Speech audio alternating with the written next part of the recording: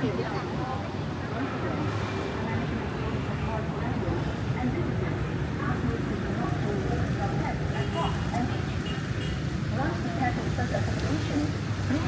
to the management board via the hotline number 0226 2218 878.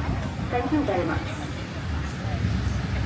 Để đảm bảo thực hiện đúng nội quy tại bãi biển, đề nghị quý khách đang tham quan chợ chơi thư giãn trên bãi biển không được trải bạt, tổ chức ăn uống, xả rác tại bãi biển, nghiêm cấm hoạt động cho thuê hoặc sử dụng loa di động, tour loại loa kẹo kéo để phát nhạc gây mất an ninh trật tự, vệ sinh môi trường tại khu vực bãi biển.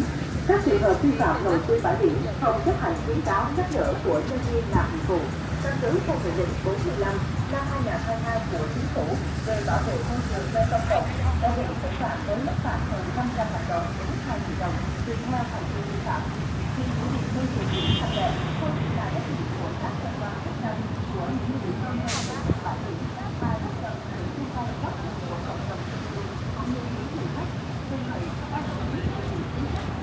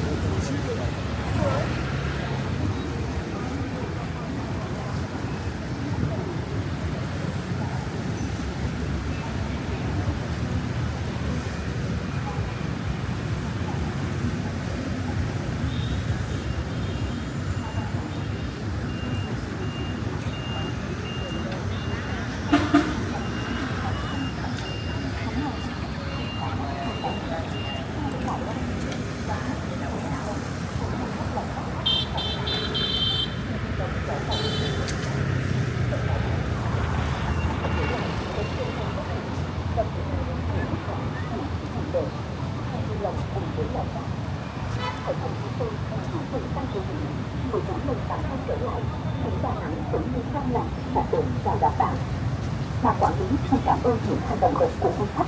Xin chúc du khách có những thích vui thư giãn, trải nghiệm đáng nhớ tại phố biển Đà Nẵng. Xin cảm ơn.